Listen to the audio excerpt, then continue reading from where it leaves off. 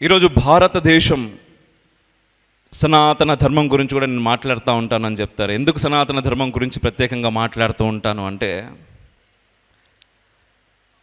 మీ అందరికీ తెలిసిందే అండి, కొన్ని మాటలు మనం ఎక్కడ చదువుకోకపోయినా, ఏ పుస్తకాల్లో లేకపోయినా, ఎవరు మనకు చెప్పకపోయినా ఆటోమేటిక్గా మనకు వస్తుంది. ఎందుకంటే సర్వే జన తర్వాత ఏంటంటే, సర్వే జన తర్వాత లోకా సమస్త తర్వాత లోకా సమస్త సుఖినో భవంతు, సర్వే జన సుఖినో భవంతు. ఇది మనకి చిన్నప్పటి నుంచి ఏ పాఠ్యాంశాల్లో కనిపించదు, తల్లిదండ్రులు మనకి ఎక్కడ చెప్పలేదు. పోనీ బ్రెయిన్ ఫీడ్ చేసిరా మనకి ఎవరైనా బట్టి బట్టు అని చెప్పలేదు. ఎగ్జామ్స్లో మనకు అసలు లేదు దీని గురించి. అయినప్పటికీ మనందరికీ తెలిసింది. ఎందుకు తెలుసు అంటే, మన రక్తంలో ఉంది. ఈ భారత గడ్డ పైన జీవిస్తున్నటువంటి ప్రతి జీవరాశి మనసులో ఉన్నది. ఈ ప్రపంచమంతా బాగుండాలి, విశ్వమంతా బాగుండాలి, దాంట్లో మేము ఉంటే చాలయ్యా, మాకు అంతకు మించిన స్వార్థం లేదు అని భావించేటటువంటి వ్యక్తులు ఈ దేశంలో ఉంటారు. మరి ఈరోజు మన దేశ పరిస్థితి ఎట్లుంది?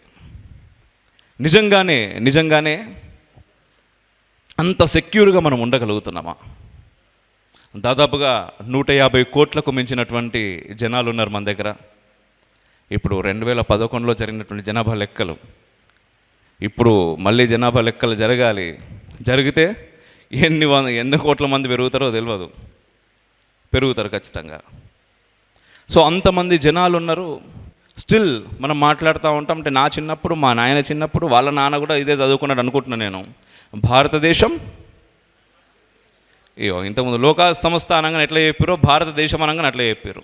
ఎందుకంటే ఇది మనం అందరం రాసినాం. భారతదేశం అభివృద్ధి చెందుతున్న దేశం. ఎప్పుడు అభివృద్ధి చెందిన దేశం అవుతుంది? అది ఎవరు ఆలోచించాలి? అంటే ఒక నరేటివ్ మన పైన చాలా గట్టిగా ఫిక్స్ చేసిరండి. మనకు తెలియకుండానే కొన్ని మాటలు. ఇంకొకటి చెప్తాను, అది కూడా మీరే చెప్తారు, నేను చెప్పాల్సిన అవసరం లేదు. అహింసో పరమో ధర్మ. అద్భుతం. మానవ సేవయే దేశమంటే ఈ మూడు. ధర్మో రక్షితగా నాలుగోది. మనం దాని గురించి ఫైనల్గా మాట్లాడుకుందాం. అయితే ఈ మూడు మాటల గురించి మనం ఒకసారి మాట్లాడుకుందాం. అంటే ఫస్ట్, అహింసో పరమో ధర్మ. ఇది మన బ్రెయిన్లలో ఎట్లా ఫీడ్ అయిపోయిందంటే, చాలా గట్టిగా ఫీడ్ అయింది. చాలా గట్టిగా ఫీడ్ చేసారు. చాలా పెద్ద వాళ్ళని మన పైన ఉంచి, వాళ్ళకు ఒక అద్భుతమైనటువంటి క్రియేషన్ చేసి మన పైన పెట్టి, వాళ్ళ ద్వారా చెప్పిస్తూ, ఆ తర్వాత ఇంకో లైన్ కూడా ఉంటుంది బేసిక్గా. ఆ లైన్ ఇక్కడ ఎంతమందికి తెలుసు? అహింసో పరమో ధర్మ మట్టుకు మనందరికీ తెలిసింది, నేను చెప్పకుండానే మీరు చెప్పారు. దాని తర్వాత ఇంకొక లైన్ ఉంటుంది. ఒక్కరు చెప్పారు, మీకు అందరు చప్పట్లు కొట్టచ్చు. ధర్మహింస తథైవచ. దీని గురించి మనలో చాలా తక్కువ మందికి తెలుసండి. చాలా తక్కువ మందికి తెలుసు. ఒక విషయం చెప్పాలి అంటే, చాలామందికి తెలియదు అని చెప్పుకోవచ్చు మనం ఓపెన్గా. ఇక నెగిటివ్లో కూడా పాజిటివ్ కోసం నేనేమంటున్నానంటే, చాలా తక్కువ మందికి తెలుసు అంటున్నా. అంటే అహింసతో మనం అన్నీ వచ్చేస్తాయి మనకి. అహింసో పరమో ధర్మ, దానికి మించినటువంటిది ఏది లేదు అనేటటువంటిది మన బ్రెయిన్లో చాలా గట్టిగా ఫీడ్ చేసేసారు. కానీ ఆ ధర్మానికి హాని కలిగినప్పుడు మనం బయటకు వచ్చి పోరాడాలి.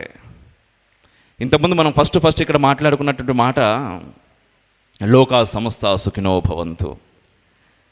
ఎవరు మాట్లాడతారు దీని గురించి? భారతదేశంలో పుట్టి హిందూగా ఉన్నోళ్ళు లోకా సమస్త సుఖినో భవంతు అని చెప్పేసి రోజు పొద్దుగాల దేవునికి మొక్కుతారు. అదేవిధంగా మీరు ఇంతకుముందు చెప్పినట్టుగా రక్తంలో ఉన్నది మాట్లాడుతున్నారు. మరి ఈ ధర్మం బాగుంటేనే కదా లోకా సమస్త సుఖినో భవంతు అని ప్రపంచం మొత్తం బాగుండాలి అనుకునే వాళ్ళు ఉండేది.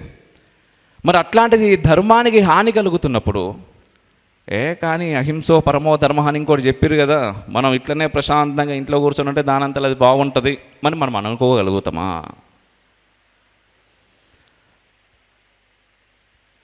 ఎప్పుడో కాదండి, 1947 అక్కడి నుంచి అంటే ఎప్పటి నుంచో మొదలైంది. మనకు స్వాతంత్రం వచ్చిన దగ్గర నుంచి నేను మాట్లాడదాం, మనం మరీ వెనకకు పోకుండా.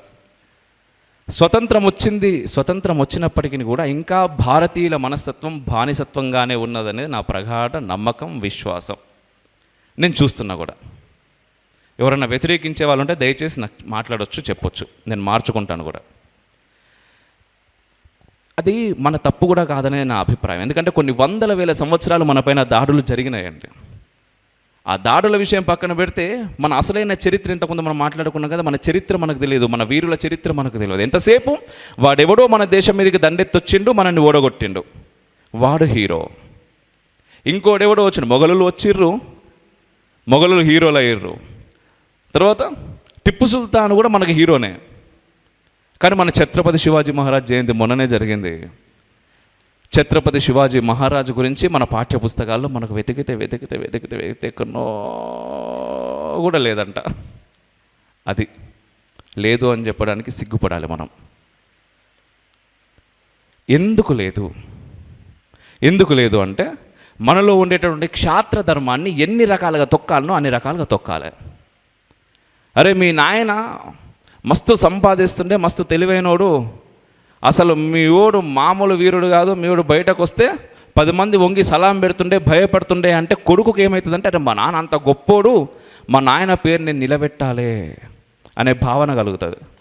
కాదురా మీ నాయన అసలు మీ నాయన బయటకు వస్తే అసలు ఎవరిని కొడితే వానికి భయపడతాడు, ఇంట్లో నుంచి బయటకు రానీకే భయపడతాడు అంటే వీనికి ఆటోమేటిక్గా ఏమవుతుంది, ఒక భయం మొదలవుతుంది. ఆ భయం భారతీయుల లోపల ఉంటే ప్రపంచం భారతదేశాన్ని శాసించవచ్చు అనుకున్నారు. అండ్ ఈరోజు నిజంగా 150 కోట్లకు మించినటువంటి జనాభా అంటే మామూలు విషయం అండి ఇది. వీళ్ళందరూ ఇంపాక్ట్ నాకు ఎందుకు నచ్చుతుంది అంటే, ప్రతి ఇండివిజువల్ ఇక్కడ ఒక సోల్జర్లా ఫీల్ అవుతారు ఈ ప్రపంచానికి, ఈ సమాజానికి. నేను నిలబడతా, నేను చేస్తా, ఎవడో రావాలి మన కోసం, మనల్ని తీసుకొని పోవాలి. నాకు ఎంత కాన్ఫిడెన్స్ కనిపిస్తుంది అంటే, మీ దగ్గరకు వచ్చి పోయేటప్పుడు నేను కూడా ఒక రకమైనటువంటి ఉత్సాహంతో పోతాను ఇక్కడ నుంచి బయటకు. అంటే ప్రతి ఒక్కరూ అరే నాకేం తక్కువ అనే ఫీలింగ్ నాకు ప్రతి ఒక్కరి లోపల కనబడుతుంది. అది నింపుతున్నారు ఇంపాక్ట్ ఈ ప్రపంచానికి. అది అవసరం ఈరోజు. ఏదైతే మనం బానిసత్వపు భావజాలం నుంచి వస్తున్నామో, ఏదైతే అరే వాడెవడో మనకి ఏదో చేయాలి అనుకుంటున్నామో, అక్కడి నుంచి కాదు, నేను ప్రపంచానికి ఏదో ఇవ్వాలి అనేటటువంటి ఆ ట్రాన్స్ఫర్మేషన్ జర్నీ ఇంపాక్ట్ ద్వారా నేను చూస్తున్నా. ఇంపాక్ట్ మీరు వేయగలుగుతున్నారు. అది అవసరం ఈరోజు సమాజానికి, ఖచ్చితంగా అవసరం అండి ఈరోజు సమాజానికి. ఇదే 150 కోట్ల మంది జనాలు ఇదే విధంగా అనుకుంటే ఒక్కసారి ఆలోచించరు, ఈ దేశం ఎట్లుంటుంది.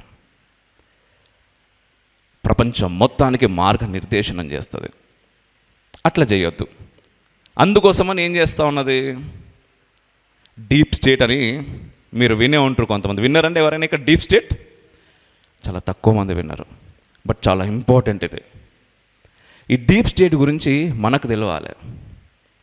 ఏం చేస్తారయ్యా వాళ్ళు అంటే, ఆన్ పార్ విత్ గవర్నమెంట్. ఒక గవర్నమెంట్ ఎట్లయితే ఉంటుందో ఈ డీప్ స్టేట్ అనేది కూడా ఒక గవర్నమెంట్ లాగే ఉంటుంది, బట్ అన్అఫీషియల్ అనమాట. చీకటి రాజ్యం.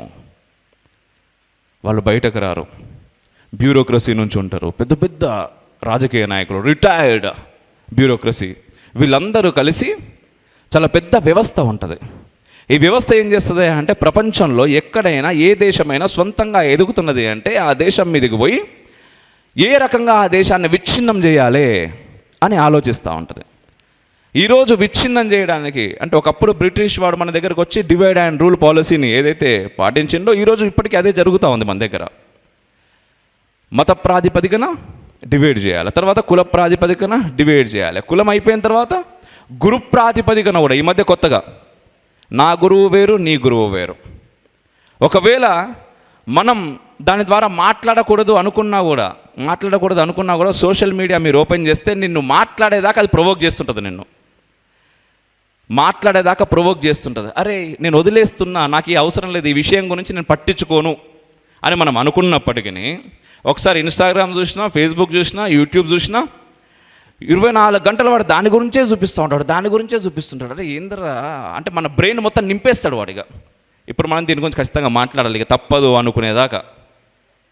ఎందుకు చూపిస్తున్నారు, ఎవరు చూపిస్తున్నారు, ఇదంతా మనం ఆలోచించాం.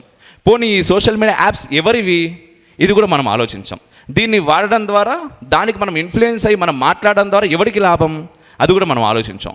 ఎందుకంటే ఈగో సాటిస్ఫాక్షన్ కావాలంటే ఏం చేయాలి? మనసుకు అనిపించింది ఫస్ట్ పోయి బయటకు మాట్లాడాలి. అది చేస్తున్నారు. దీన్ని ఎవరు గమనించాలి? మనమే గమనించాలి. అండ్ మీలాంటి వాళ్ళు ఇట్లాంటి విషయాలు బయటకు చెప్పాలి. ఈ డీప్ స్టేట్ కుట్రల గురించి చెప్పాలి. అండ్ సోషల్ మీడియా ద్వారా మనకు జరుగుతున్నటువంటి మైనస్ గురించి చెప్పాలి. ప్లస్లు చాలా జరిగినప్పటికీ ఎంతసేపు మనిషి ఏంటంటే నెగిటివ్ వైపు ఎక్కువ ఆలోచిస్తూ ఉంటాడు కదా, అది తొందరగా అట్రాక్ట్ చేస్తుంది.